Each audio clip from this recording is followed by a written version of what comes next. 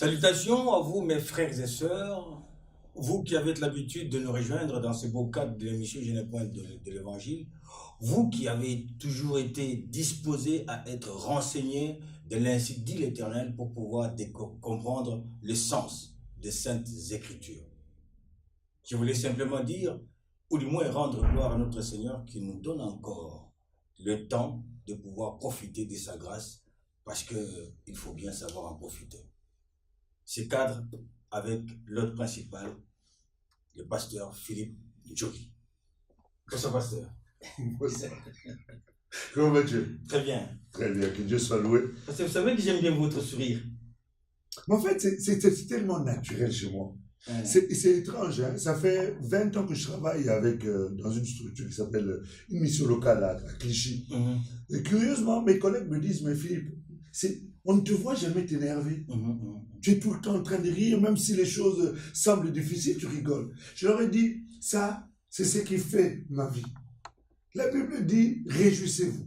Réjouissez-vous toujours. Cela ne veut pas dire que je n'ai pas de problème. Cela ne veut pas dire que je ne rencontre pas des difficultés. Cela ne veut pas dire que je n'ai pas des défis à relever. Cela ne veut pas dire que je n'ai pas des challenges à relever. Mais j'ai compris que ma joie, ma force est dans la joie. Et le Seigneur m'a fait cette grâce, quelle que soit la situation, que je puisse toujours le prendre d'un côté positif et que je puisse toujours sourire face aux difficultés. Et curieusement, ça marche. Et jusque-là, d'ailleurs, quand tu me regardes, tu sais que la Bible dit qu'un cœur joyeux est un bon remède. Et celui qui sourit souvent, ça lui permet de garder une certaine jouvence. Mais on comprend bien que c'est bien là une des qualités des porteurs de bonnes nouvelles, non? Aussi, c'est la qualité en fait d'un enfant de Dieu. C'est la qualité d'un enfant de Dieu. Un enfant de Dieu doit toujours être dans la joie. Un des fruits de l'esprit, c'est la joie. La joie est un fruit de l'esprit. Et quand tu manifestes, je ne parle pas d'une joie qui est... Parce que hier, on était dans la joie quand on avait bu, quand on était avec les filles, quand on était sous l'effet de la drogue, là, on était dans la joie. Quand on avait l'argent dans la poche, on était dans la joie. Mais aujourd'hui, malgré le fait qu'on n'a pas forcément ces choses-là, mais nous sommes toujours dans la joie parce que ce n'est pas le produit de quelque chose qui vient de l'extérieur. C'est le produit d'un travail intérieur par la présence du Saint-Esprit. C'est pour ça que nous nous réjouissons toujours dans le Seigneur. Et je m'efforce à me réjouir. D'ailleurs, ce n'est même pas m'efforcer, c'est naturel. Par rapport à la nouvelle nature que j'ai aujourd'hui, ben ça va de soi. Oui. Vous avez déjà remarqué une chose, quand nous débutons l'émission, j'ai toujours tendance à pouvoir saluer nos frères et sœurs et à ne pas sembler vous donner l'occasion de saluer nos frères et sœurs. Mais là, j'allais me tourner vers bonsoir, bien-aimés. Encore une fois, toujours aussi heureux, toujours aussi content d'être en votre compagnie tous les lundis de 20h30 jusqu'à 21h30 par la grâce du Seigneur. Nous bénissons le Seigneur pour votre fidélité, pour votre constance. Ce mot-là reviendra toujours pour votre constance et bien entendu pour votre amour pour les autres en partageant cette émission, comme on a déjà commencé, partager de telle sorte que les autres aussi puissent en bénéficier. J'espère que l'année a très très bien commencé pour vous et que le Seigneur est en train de vous faire grâce également dans votre vie. Je suis certain que malgré les réalités de ce qu'on peut rencontrer, les plans de Dieu finissent toujours par triompher parce que les desseins de Dieu sont éternels. Que Dieu vous bénisse richement et nous voulons encore passer des bons moments dans la présence du Seigneur au travers de ce partage des Écritures. Tout à fait, passer un bon moment au travers de ce partage et un partage qui a eu comme sujet, déjà entamé depuis la semaine dernière par le pasteur Philippe Njoli, c'est l'importance et les bénéfices de la croix.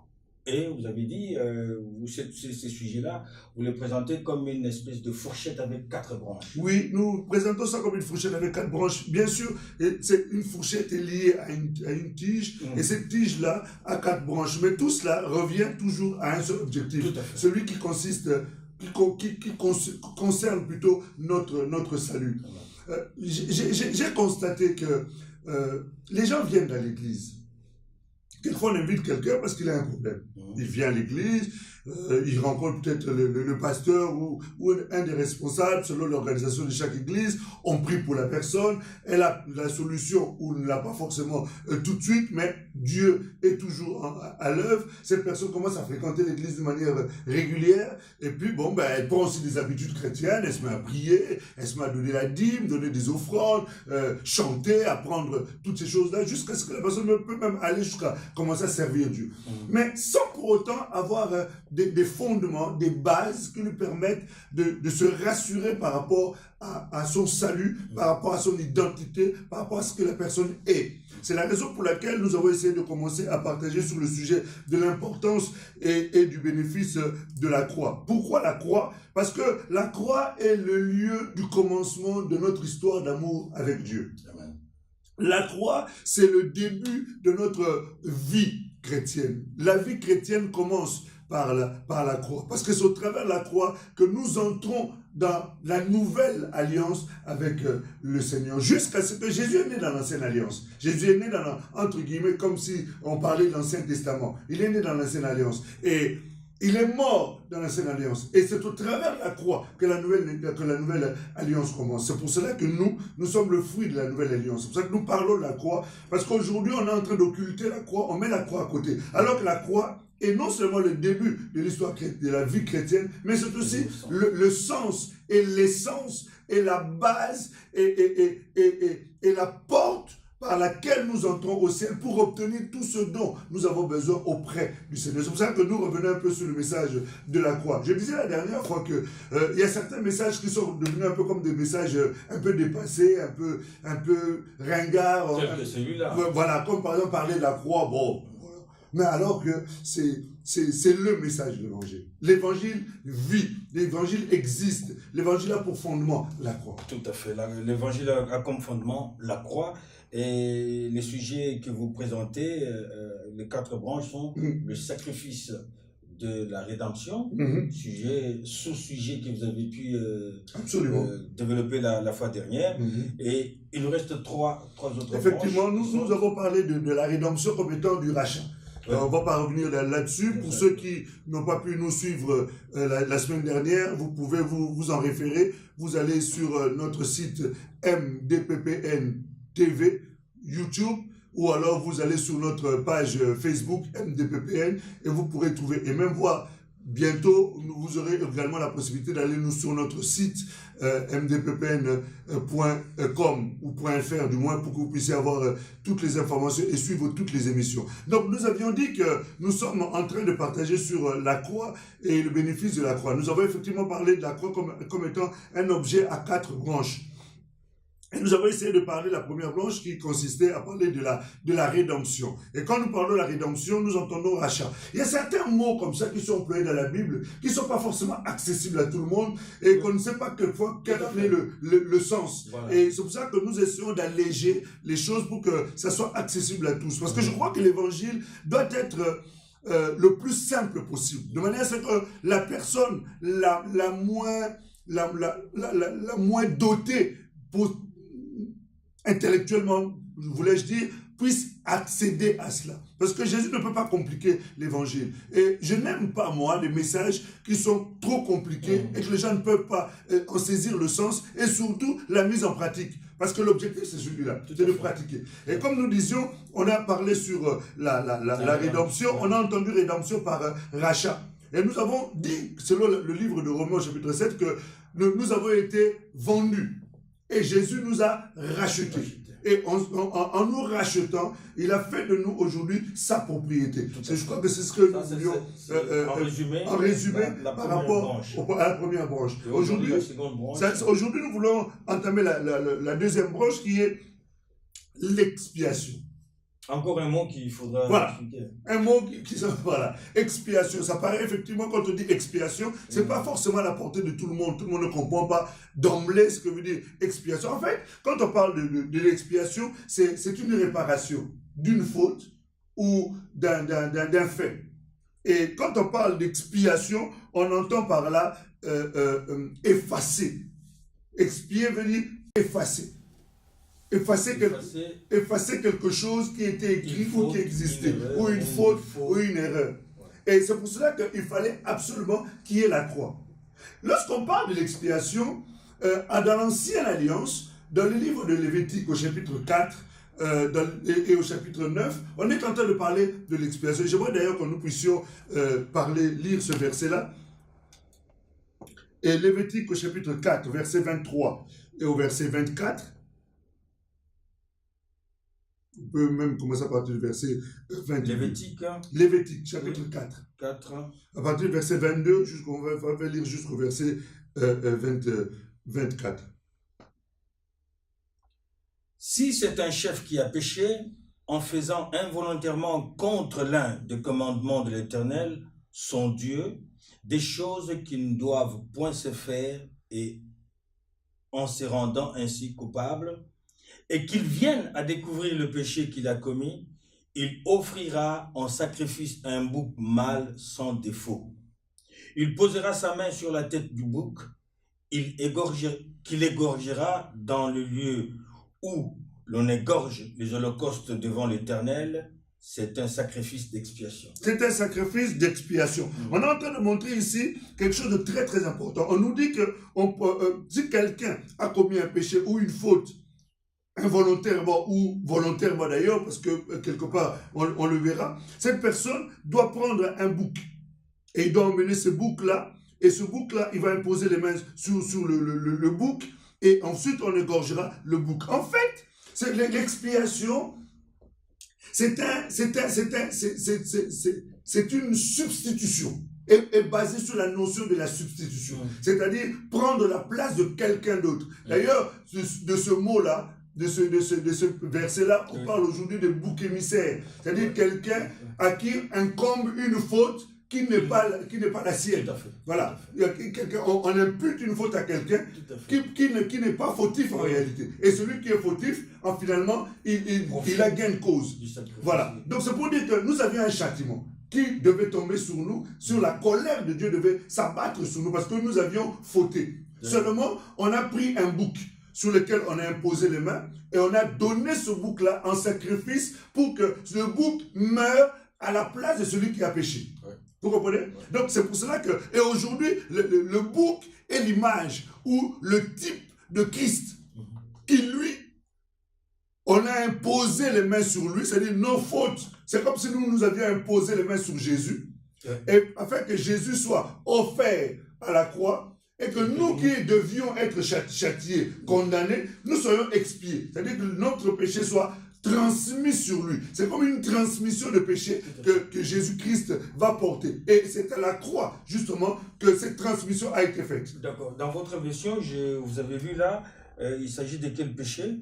Essayez un peu de voir 22 là, tout au début. On a dit, si un chef qui a péché en faisant involontairement contre l'un des commandements de l'Éternel, son Dieu, des choses qu'on ne doit pas faire, et en se rendant ainsi coupable. Ouais.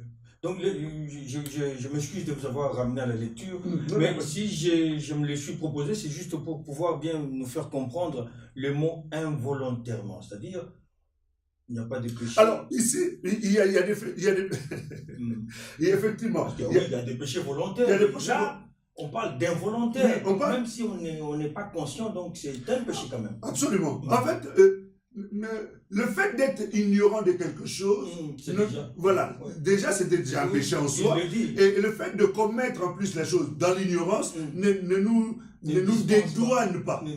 Ça ne nous dédouane pas. C'est vrai que Dieu ne tient pas compte du temps d'ignorance parce qu'il va nous pardonner, mais quand bien même on ferait une faute involontairement et qu'on n'irait pas demander réparation auprès de Dieu par rapport à cela, nous sommes quand même fautifs.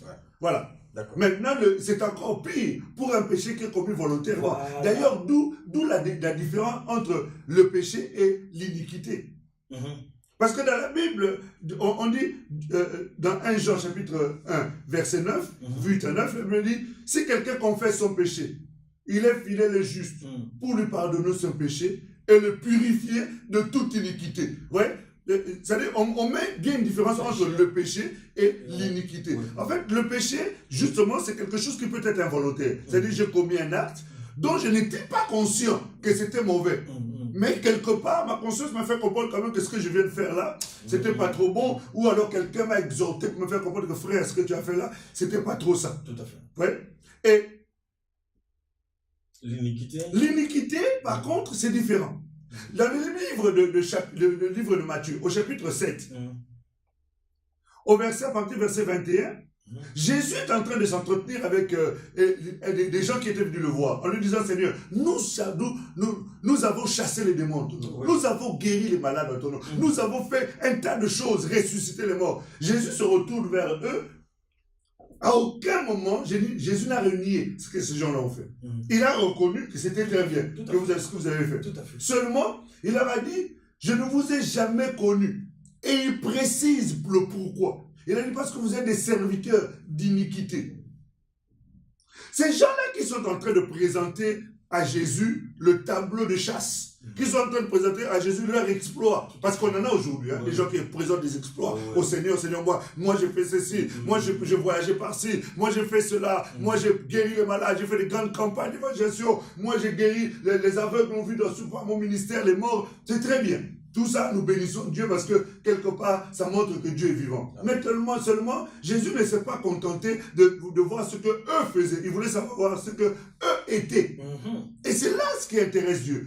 Or, à la limite, faire des miracles, même un païen peut faire des miracles, s'il a la foi. S'il croit ce que Dieu dit, il peut faire des miracles. D'ailleurs, si on regarde Judas Iscariote, n'a-t-il pas chassé les démons aussi? Mais ça n'a pas empêché Jésus de l'appeler malgré tout démon. Tu vois ce que je veux dire? Ça veut dire, c'est pas le fait de faire ces choses-là qui compte. C'est ce que nous sommes. Et d'ailleurs, c'est Jésus qui leur dit, dans le livre de Luc, il dit, ne vous réjouissez pas de ce que les démons vous sont soumis. Réjouissez-vous plutôt de ce que vos noms sont inscrits dans les livres de vie. C'est ce que Jésus recherche. C'est que les noms sont inscrits dans le livre de vie. Bref, lorsque Jésus leur dit, vous êtes des serviteurs d'iniquité. C'est-à-dire, il était en train de leur montrer que vous avez la connaissance de la vérité. Vous savez ce que demandent les Écritures. Vous savez quelles sont les exigences de Dieu. Mais malgré cela, vous les pratiquez quand même. C'est-à-dire, vous savez que ça c'est mal, mais vous le pratiquez et vous prenez même plaisir à le pratiquer. Vous faites même des programmes pour aller pécher. Vous faites même des organisations pour pécher. C'est-à-dire, j'appelle, je prends rendez-vous dans un hôtel, sachant bien que ce que je vais y faire n'a rien à voir avec la volonté de Dieu. Je te paye même le billet pour que tu prennes l'avion, le taxi. C'est-à-dire que toutes ces choses-là, j'organise seulement pour aller pécher. Et quand je suis en train de faire ça, je sais que ce que je vais faire là est mal. Mais en fait, c'est ça l'iniquité. Donc, vous avez bien fait de donner la différence entre les mots péché et iniquité.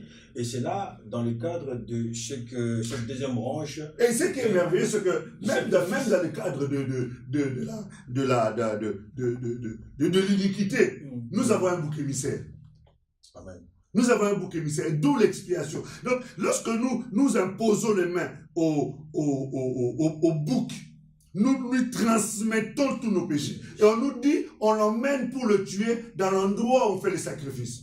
Et vous savez que Jésus devait aussi être tué dans l'endroit où on fait les sacrifices. On faisait les sacrifices en dehors du camp. C'est là où on tuait l'animal. On tuait l'animal en dehors du camp. Parce qu'il fallait que le sang de cet animal-là soit versé à l'extérieur, en dehors du camp. Et la Bible nous dit ceci. Jésus aussi en tant que bouc émissaire. On va aller dans le livre de Jean au chapitre 19, au verset 17. Vous savez, la Bible est tellement profonde et riche. Jean chapitre 19. Jésus portant sa croix arriva au lieu du crâne qui se nomme en hébreu Golgotha. Je continue? Oui. C'est là qu'il fut crucifié et deux autres avec lui, un de chaque côté et Jésus au milieu. Jean chapitre, moi j'étais à Luc, Jean chapitre 19, effectivement. Non, c'est bon, c'est Jean chapitre 19, verset 7.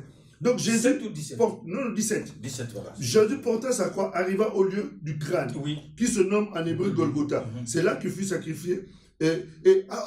Golgotha, le lieu du crâne là, c'était un lieu qui était hors de la ville. C'était hors de la ville. Et dans certaines versions, on nous dit Jésus sorta hors de la ville pour aller vers le lieu du crâne. Et c'est pour cela que Jésus devait aussi mourir à l'extérieur. Pourquoi? Parce que c'était aussi le bouc émissaire qui devait être sacrifié en son lieu, à l'extérieur. Et Hébreu maintenant nous explique cela dans le livre d'Hébreu, au chapitre 13, à partir du verset 11. Là, on est juste en train de montrer l'importance, en fait, du sacrifice. Les corps des animaux, dont le sang est porté dans les sanctuaires par les souverains sacrificateurs pour les péchés, sont brûlés hors du camp. Sont brûlés hors du camp. On continue. C'est pour cela que Jésus aussi, afin de sanctifier le peuple par son propre sang, a souffert hors de la porte. Sortons donc pour aller à lui, hors du camp, et portant son opprobre. Voilà. Ici, on nous montre quelque chose de fondamental et d'important. On nous montre que Jésus est mort hors du camp. C'est là où il a porté, en fait, c'est comme si il nous sortait du lieu d'où nous devions être. Et en sortant ainsi, il a été offrir son sang hors du camp. Et on nous demande maintenant, nous aussi, de sortir pour aller le rejoindre. Pourquoi le rejoindre? Parce que c'est lui qui a la vie. Amen. Et lorsqu'on est en train de parler ici du bouc émissaire, où on est en train de parler du sacrifice de la croix, il fallait que Jésus monte aussi à la croix. Et en montant à la croix, il s'est identifié à nous. C'est pour ça que je parlais de la substitution. Le bouc est un animal de substitution et Jésus est aussi, entre guillemets, l'animal de substitution.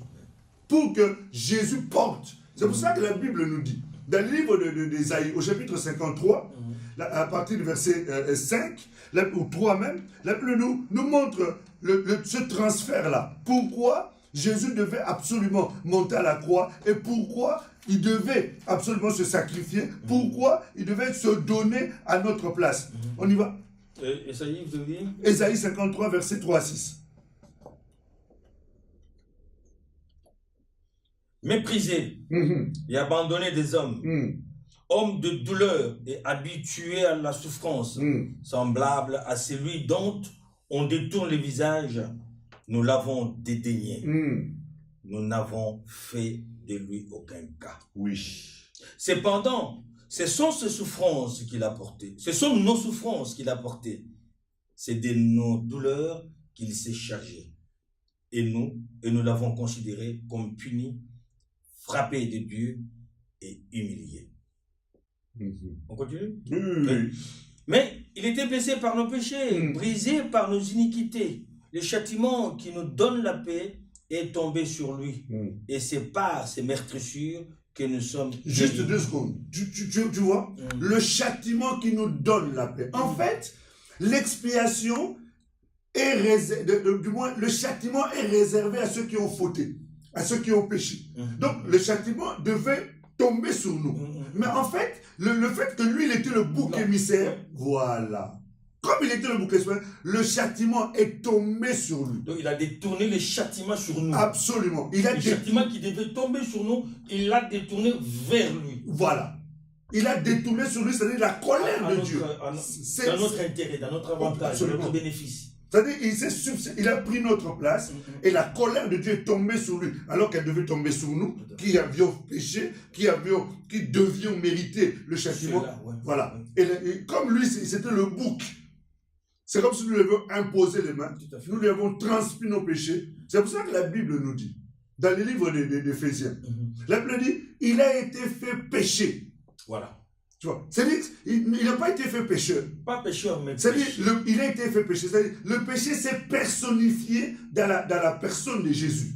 C'est-à-dire Jésus était devenu un péché. C'est la raison d'ailleurs pour laquelle, lorsqu'il était à la croix, il était en train de crier « Père, Père, pourquoi m'as-tu abandonné ?» Parce qu'à ce moment-là, il était devenu un ennemi devant Dieu parce qu'il représentait la chose que Dieu hait le plus, à savoir le péché.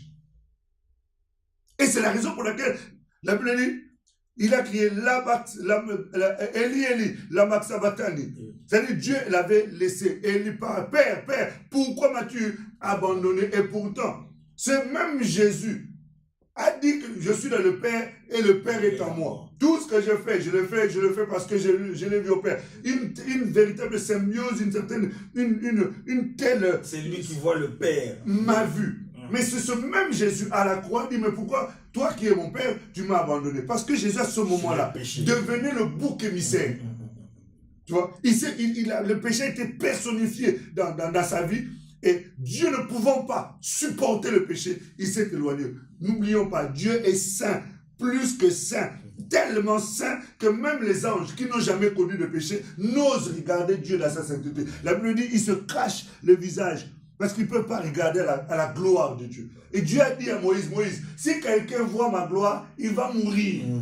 C'est pour cela que le jour où Ésaïe a vu Dieu, le trône de la gloire d'Ésaïe, chapitre 6, il a dit, je vais mourir. Le jour où Manoach a rencontré l'ange de l'Éternel, il a dit, je vais mourir. Pourquoi? Parce qu'il savait qu'on ne peut pas voir Dieu et vivre, tellement qu'il est saint. Donc, cette sainteté-là ne pouvait en aucune manière supporter, ne serait-ce qu'une once de péché. Un iota, ou je ne sais pas, une poussière de péché. Et Jésus, à ce moment-là, n'était pas pécheur, il était devenu péché. Et même cette complicité entre le Père et le Fils ne pouvait pas le séparer, si ce n'est que le Fils aurait porté nos péchés. Absolument. Non seulement aurait porté, mais il était devenu notre péché. Et c'est pour cela que la notion de l'expiation doit être bien intégrée, pour comprendre que quand nous bénéficions du sang de Jésus, nous sommes en train de bénéficier de l'immaculé, c'est-à-dire d'une pureté qu'on ne peut trouver en dehors de ce sang. Et pour encore aller plus loin, pour comprendre que l'expiation est l'acte fondateur de la vie chrétienne, tu sais qu'aujourd'hui, beaucoup de gens ont tendance à croire que c'est parce qu'il a posé un acte, parce qu'il a fait ceci, parce qu'il a fait cela, qu'il mérite quelque chose de Dieu. Il a monnayé. Il a monnayé. Nous ne méritons strictement rien devant Dieu, si ce n'est par le sang de Jésus. Et ce sang-là, à la croix, je précise bien à la croix. L'apôtre Paul dit, je ne viens rien connaître au milieu de vous, si ce n'est Jésus-Christ crucifié. Pourquoi il insiste sur le mot crucifié? Parce que l'apôtre savait que la croix est le lieu central, là où la manifestation du comble de l'amour que Dieu pouvait avoir pour l'être humain a été manifestée. C'est-à-dire, Dieu a mis le comble, c'est-à-dire l'amour parfait, l'amour au plus haut degré a été manifesté au travers de la croix. Tu vois, c'est pour cela que la notion de l'expiation, c'est quelque chose de très très important. Et tu dois t'approprier cette notion-là et comprendre que tu n'as pas... On avait lu ça la dernière fois, que tu n'as pas été racheté au prix des choses périssables, mais au prix du sang précieux. C'est pour ça qu'il est important et nécessaire de comprendre que l'expiation, c'est quelque chose de fondamental et de très important, que le sang de Jésus est en train de parler en ta faveur. Le sang de Jésus est en train de te laver, de te rendre plus blanc que neige. Dans Ésaïe chapitre 1, au verset 18, on va lire un peu ce verset. J'aime beaucoup ce verset-là. C'est quand je pense seulement à ce verset, ça me console, même si je pouvais être dans un moment de faiblesse. Chapitre 1, verset 18. Tu sais, ce sont des fondamentaux, des choses que je dis là.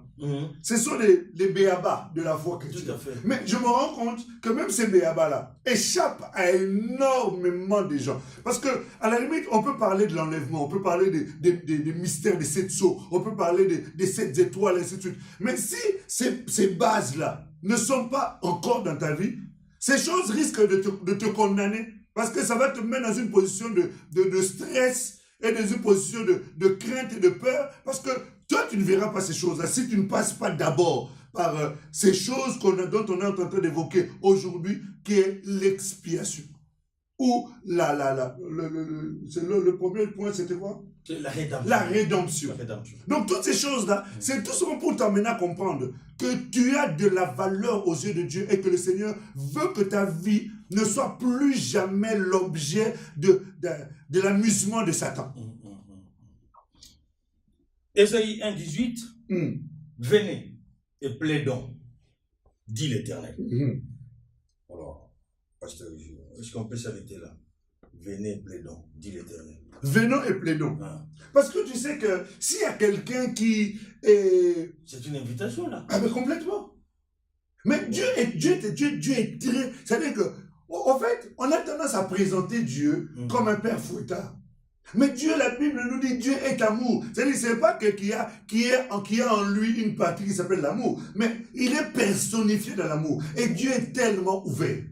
Dieu, c'est quelqu'un de très ouvert. Il appelle, Dieu aime la conversation. Dieu aime le dialogue. D'ailleurs, quand il a créé l'homme... J'adore mon Dieu. Oui, quand il a créé l'homme, il avait créé pour que l'homme communie avec lui. C'est pour ça que l'appel de Dieu, c'est toujours pour discuter. Essayer de trouver un terrain d'entente. Essayer de trouver une solution. Essayer de trouver une voie de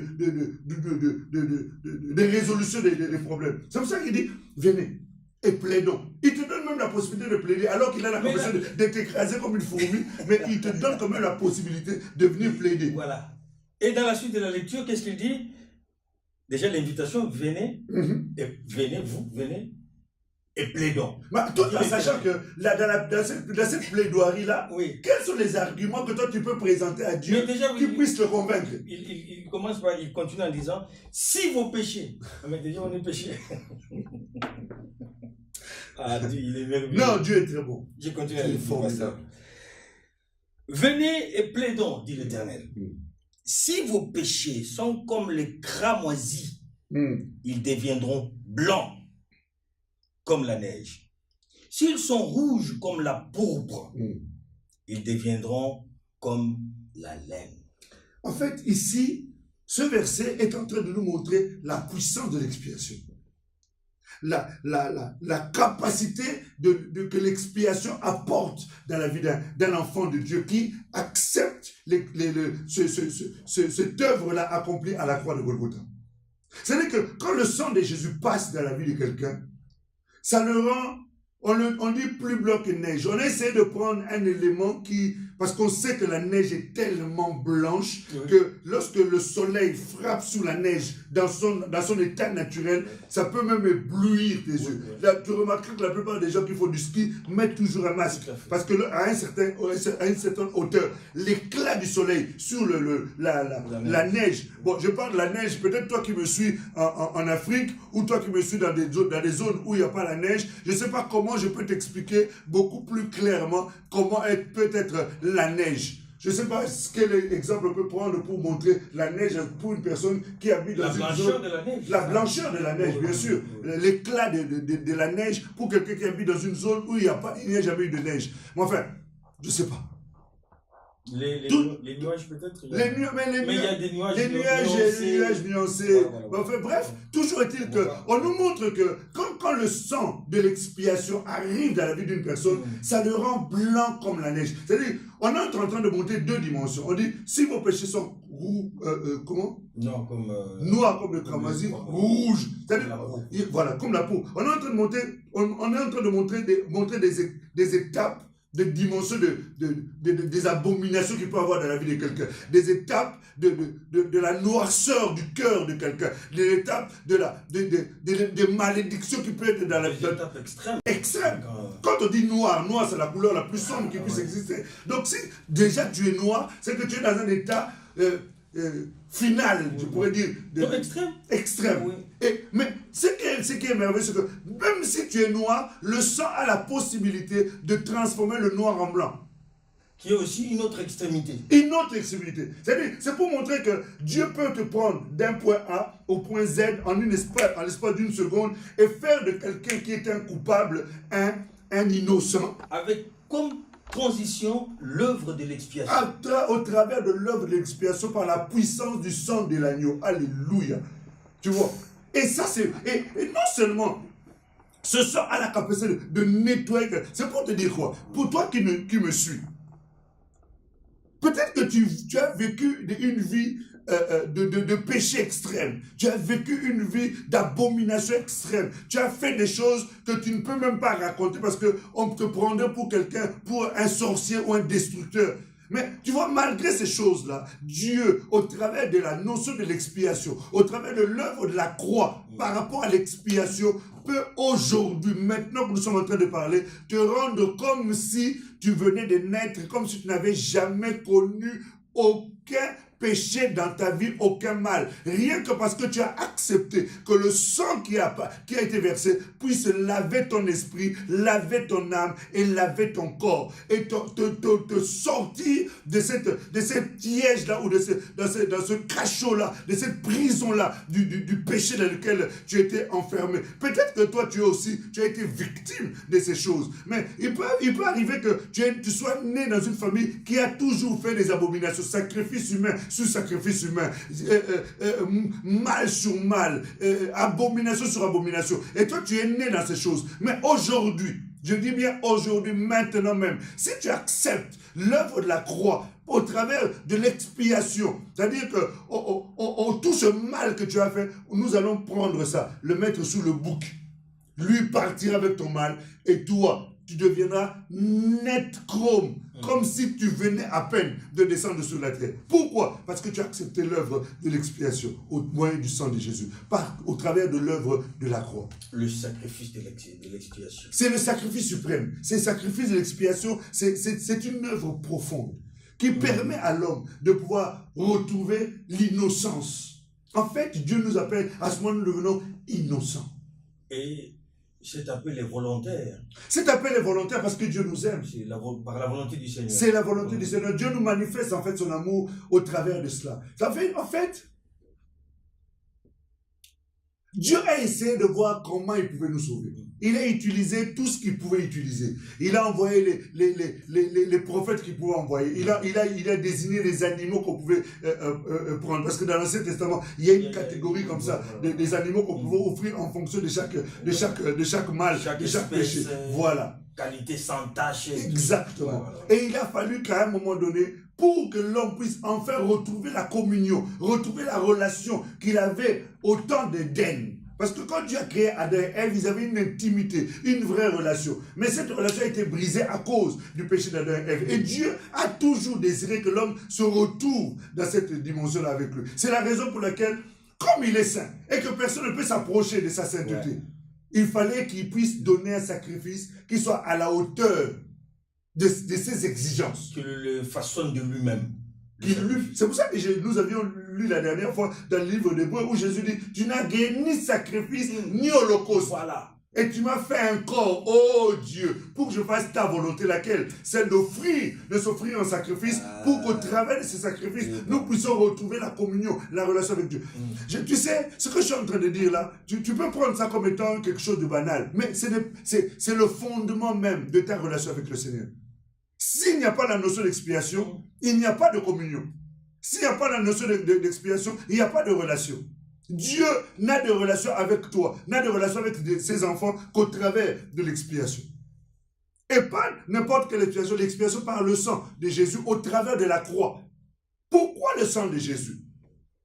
Mais ça, nous viendrons quand nous parlerons de la justification. Tout à fait. Il faut reconnaître que sans expiation, qu'est-ce que cela pouvait apporter à Dieu? Il pouvait bien rester au ciel complètement. Et nous laisser nous démerder, une façon de dire. Nous débrouiller, effectivement. Nous débrouiller sur terre. Dieu pouvait nous laisser. Mais tellement qu'il avait l'amour pour nous. Dieu ne nous a pas créés pour que nous soyons loin de lui. Dieu nous a créés pour que nous soyons intimes avec lui. Dieu nous a créés pour que nous soyons proches de lui. Dieu nous a créés pour que nous soyons des amis. Dieu nous a créés pour que nous partagions nos journées, nos nuits avec lui. Il ne nous a pas créés pour que nous puissions être loin. C'est pour ça que le jour Adam a péché, ça a été une blessure, tu peux même pas imaginer. À la limite. Et la sentence était irrévocable. C'est pour ça que Dieu, dans sa colère, a frappé les serpents. Il a frappé les serpents, il était tellement en colère, il a dit, toi, à partir d'aujourd'hui, tes jambes là, je les enlève, tes bras, je les enlève, tout, allez, couche-toi par terre, et désormais tu marches. C'est-à-dire, là, ne pouvant pas frapper l'homme, ne pouvant pas frapper la femme, parce qu'il les aime, il s'est retourné contre l'animal. Et malgré ça, cette relation, cette intimité n'y était pas, bien que le sang était offert, bien que le sang était donné. C'est pour ça que la Bible nous dit. Parce qu'il n'est pas un homme pour se repentir. Quand il y a mal, il y a mal. Oui, c'est clair. Et il ne peut pas tenir. Pour effacer ça, il fallait que ça soit lui-même. Il fallait non seulement lui-même, mais il fallait un sacrifice parfait. Et parmi tous les sacrifices qu'on pouvait offrir, aucun sacrifice ne pouvait satisfaire Dieu. Aucun. Le seul sacrifice parfait, il fallait que Christ, Jésus, vienne. Pasteur, le sacrifice de l'expiation, est-ce qu'on peut aussi parler de... C'est vrai, il a porté nos blessures et tout ça.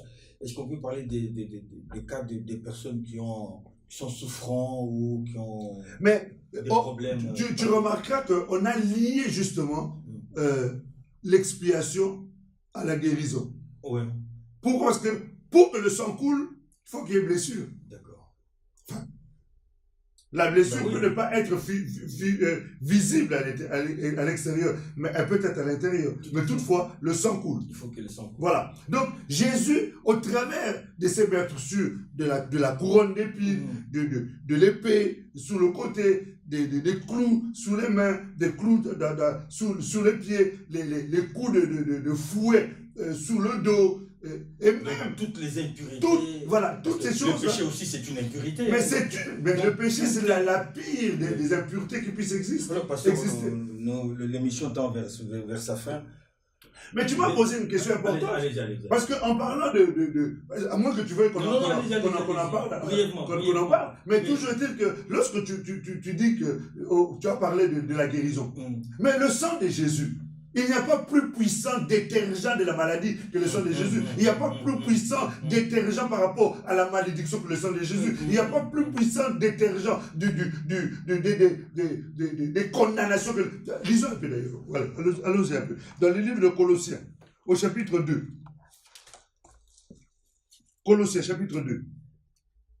À partir du verset... Pardon. À partir du verset 13.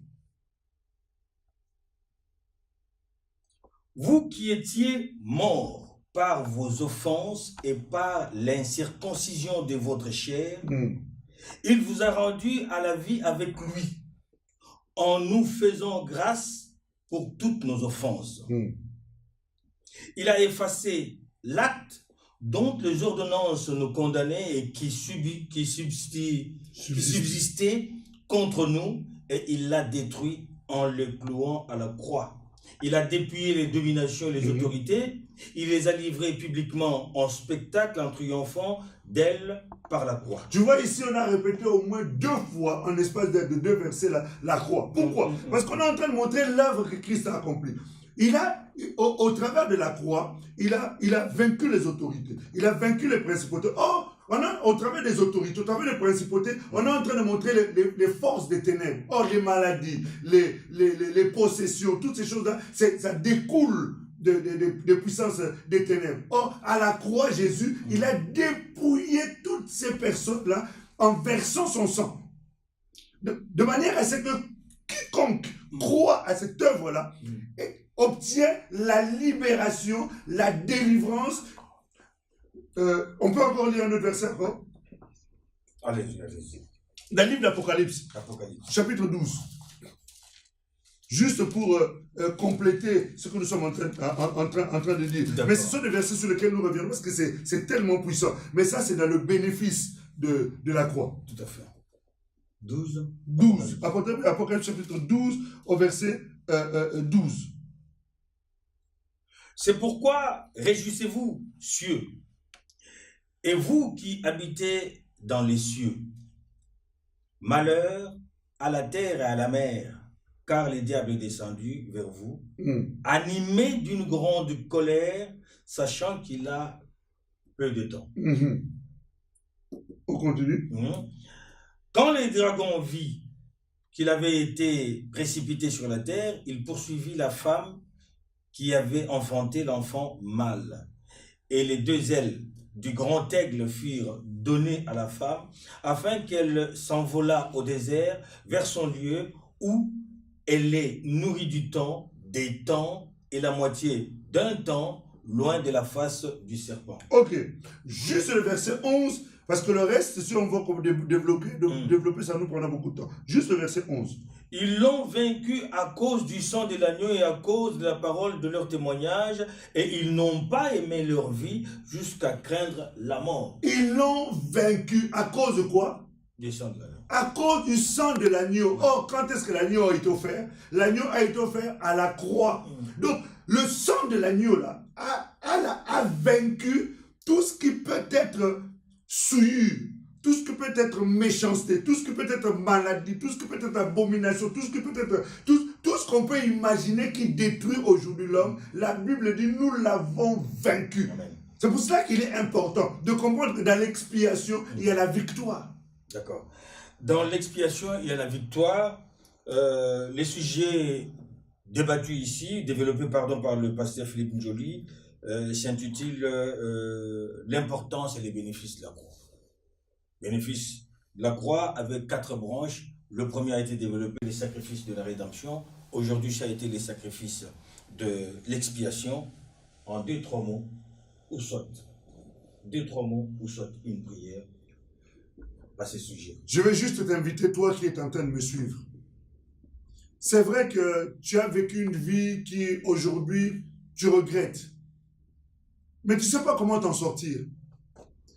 Tu as commis un certain nombre d'abominations et tu t'es rendu compte aujourd'hui, tu as pris conscience que ces choses sont mauvaises, mais tu ne sais pas comment faire pour te sortir de ces choses-là. Tu as peut-être cru au Seigneur, tu as marché avec lui, mais tu as fait tellement de choses que tu ne sais pas comment t'en sortir. Tu fréquentes une église, tu fais tout ce qu'on peut faire à l'église, mais sans avoir eu à passer par ce processus-là de l'expiation. Je t'invite juste à baisser ta tête avec moi et de prier le Seigneur. Nous allons faire une prière de foi. Tout ce que je te demande, c'est de croire et de reconnaître dans ton cœur qu'effectivement tu as péché, comme ceux qui allaient plaider leur cause et apporter l'animal pour que l'animal soit le témoin de la reconnaissance de leur faute. Toi, tu n'as plus d'animal à présenter parce que Jésus est le sacrifice qui a été présenté pour toi. Crois seulement à cela et accepte ce sacrifice et nous allons prier ensemble. Afin que toi aussi, tu puisses être pardonné. Afin que toi aussi, tu obtiennes la paix. Parce que quand il n'y a pas de pardon, il n'y a pas de paix. La Bible dit, sans effusion de sang, il n'y a pas de pardon de péché. Hébreux, chapitre 9, verset 22. Et nous voulons demander que ce sang-là puisse encore couler en ta faveur. Dieu notre Père, le Père de mon Seigneur Jésus. Seigneur, nous prions après avoir libéré ces quelques pensées spirituelles et nous demandons, Seigneur, pour ceux qui l'ont suivi, pour ceux qui ont accepté cette parole, pour ceux qui ont, Seigneur Dieu de gloire, fait de cette parole leur, pour ceux qui, éternel, ont mis foi en ces paroles, Seigneur Dieu de gloire, qui ont été libérés, à savoir que l'expiation a été faite au travers de la croix de Golgotha, là où toi tu as pris notre place, tu as été le bouc, Seigneur de la gloire, qui a été sacrifié. Tu as été l'agneau qui a été immolé, afin qu'au travers, Seigneur, de ton sang, nous puissions obtenir le pardon, Seigneur. Un pardon parfait. Seigneur, une purification parfaite. Seigneur, une libération parfaite. Éternel, c'est pour ça que je prie pour celui, éternel Dieu de gloire, qui est touché et qui peut dire comme les gens qui avaient entendu le discours de Pierre, « Oh frère, que ferons-nous » Seigneur Dieu de gloire, je prie qu'il puisse se repentir et qu'il puisse accepter, Seigneur, le sacrifice, Seigneur Dieu de gloire, de l'expiation à la croix, et que tu puisses leur accorder le pardon, Seigneur Dieu de gloire, un pardon parfait, que tu puisses les laver, les rendre plus blancs que neige, oh Dieu, combien même, oh Dieu de gloire, leurs péchés pouvaient être rouges comme la pourpre, noirs comme le cramoisi. Seigneur, je prie que la puissance du sang les lave, les purifie, les rende plus blancs que neige, et qu'il y ait une réconciliation instantanée d'avec toi, que le ciel leur soit ouvert, Seigneur, et que ta faveur leur soit accordée, afin qu'ils se réconcilient avec toi, et qu'au travers de la puissance du sang, Seigneur, qu'ils obtiennent également, éternel, la libération totale, parce que la Bible déclare, nous l'avons vaincu à cause du sang de l'agneau, et à cause du sang, Seigneur, je viens briser les liens de la malédiction, je viens briser les puissances de la maladie, je viens briser les forces, Seigneur, de l'ordre occulte, toutes les dominations, toutes les principautés, toutes les forces occultes qui les gardaient captifs, nous les détruisons dans le nom de Jésus, le Fils du Dieu vivant, et que l'autorité du nom de Jésus opère maintenant dans leur vie, et qu'ils soient libres, éternel Dieu de gloire, de toute forme, Seigneur de gloire, de captivité, au nom précieux et glorieux de Christ Jésus. Merci pour ton esprit de vie éternelle. Parce que le Saint-Esprit accompagne le sang. Parce que ce sang a un esprit éternel qui opère dans le cœur et dans la vie de ceux qui t'invoquent, oh Dieu. Merci pour ta grâce. Merci pour ton amour éternel. Merci pour ton intervention miraculeuse et surnaturelle. Oh non, ta main n'est pas courte pour sauver, Seigneur. Oh Dieu, merci pour ton œuvre glorieuse, Seigneur. Tu as envoyé ta parole et celle-ci les guérit et les fit échapper de la fosse. Je bénis ton nom pour ta grâce. Je bénis ton nom pour l'immensité, Seigneur, de l'amour que tu témoignes encore ce soir, Seigneur, dans la vie de ton peuple. Reçois la révérence, la reconnaissance, l'honneur, la puissance, le règne, l'élévation. L'adoration ne revient qu'à toi, le seul, l'unique, véritable. Celui qui a su être le sacrifice parfait par lequel nous sommes aujourd'hui réconciliés avec le Père. À toi toute la magnificence, Père, au nom de Jésus. Alléluia. Merci, Seigneur. Merci, Seigneur. Alléluia. Et merci à vous, mes chers frères et sœurs. Merci d'avoir suivi cet élément. Évidemment, vous avez compris qu'il en reste encore 2 sous-thèmes qu'il faudra développer. C'est les sacrifices de justification et les sacrifices de réconciliation. Voilà. Donc, ce qui fera 4 au total. Raison pour laquelle je vous convierai de pouvoir être là le lundi prochain avec nous dans ce même cadre de l'émission Je n'ai point honte de l'Évangile. Merci, pasteur. Frères tous, une excellente soirée. À vous demain. Que le Seigneur te bénisse richement. Amen, amen. Mes salutations à la maison, aux enfants. Merci. Et aux petits-enfants. Hein, oh, j'ai des petits-enfants, je suis grand-père. Hein. Mais tu sais que je rencontre beaucoup de gens qui me parlent de toi. Mais c'est curieux, beaucoup de gens me parlent de toi. Mais tu avais Ventouse, mais tu sais que Ventouse. Ah ouais. Mais ce que j'aime bien, c'est qu'ils parlent beaucoup de bien de toi. Parce que vous me faites un témoignage public. Là. Mais je suis en train de faire un témoignage. Tu sais que c'est maintenant qu'il faut savoir reconnaître les gens. Parce que demain, tu sais, quand tu seras pas là, tu ne sauras pas ce qu'on dira derrière toi. Il faut savoir honorer les gens lorsqu'ils sont encore vivants. Et je suis fier de travailler avec toi. Moi, c'est un honneur de collaborer avec vous. Merci, pasteur. Dieu vous bénisse. Okay. Merci à vous qui nous avez suivis. Merci de partager. Nous bénissons encore tous nos bien-aimés, les frères Bart, la sœur de Magdala, la sœur Julie, la sœur Doris, notre frère Steve, notre bien-aimée Marie Sonia, hein, qui est constamment avec nous. Nous bénissons également notre sœur Marthe, tous nos bien-aimés Clarence, tous les bien-aimés qui sont là, qui nous soutiennent, qui nous accompagnent.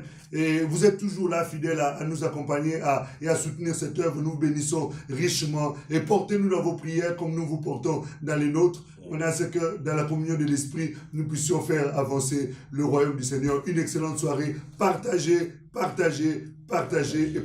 Et à lundi prochain. Ben, je te dis à lundi prochain alors. À lundi prochain. Okay. Le même cas. Hein? Toujours. Je n'ai point honte de l'évangile. Ouais. De toute façon, en nous affichant déjà, ça prouve qu'on n'a pas honte. Hein. C'est clair. Jésus dit, celui qui aura honte de moi, j'aurai honte de lui. Donc, ce n'est pas dans notre intérêt. Et puis, l'esprit que nous avons reçu, ce n'est pas l'esprit de timidité. Amen. Voilà.